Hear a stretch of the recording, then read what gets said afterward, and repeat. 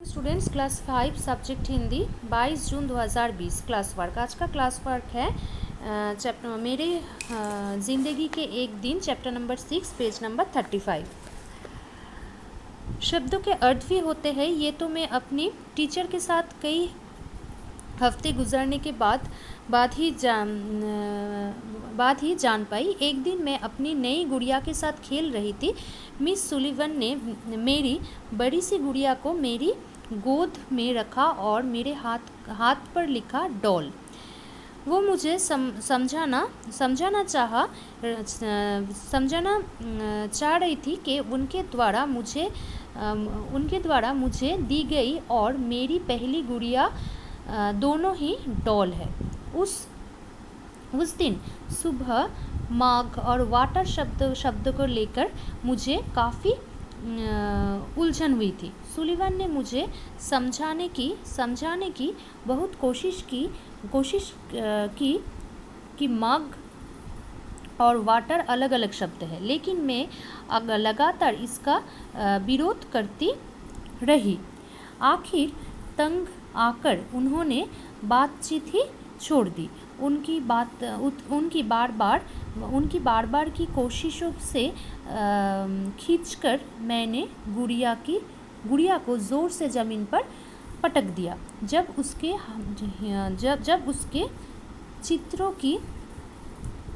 उसके चित्रों को मैंने अपने पावों पर महसूस किया तो मुझे खुशी सी हुई।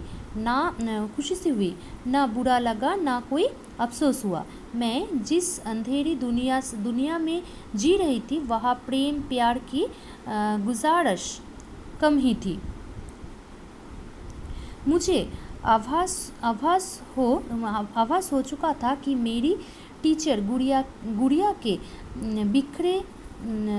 बिखरे चित्रे बुहा रही थी। मुझे लगा कि अच्छा हुआ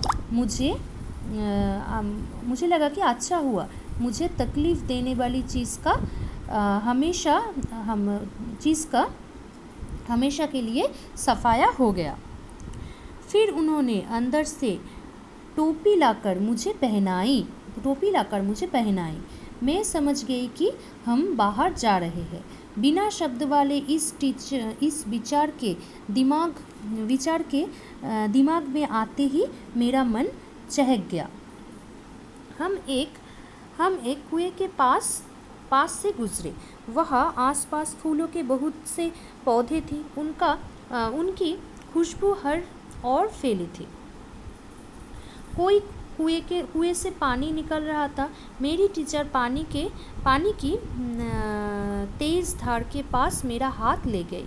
जैसे ही ठंडा पानी मेरी बाह पर गिरा, उन्होंने मेरे हाथ पर धीरे धीरे लिखा वाटर। पहले एक बार, फिर बार बार। मैं बिना हिले डुले बुद्ध बनी खड़ी रही। मेरा पूरा ध्यान उनकी उंगलियों की हरकत पर था। अचानक जैसे मेरी आगे भाषा का रहस्य खुल गया था। मुझे पता चला कि वाटर, पानी, वो ठंडी चीज़ जो अभी मेरे हाथ पर वो रही थी, उसका कोई अर्थ भी है। उस जीते जागते शब्द ने जैसे मेरे अंदर नई आशाएं और नई उम्मीदें जगा दी। ये सोच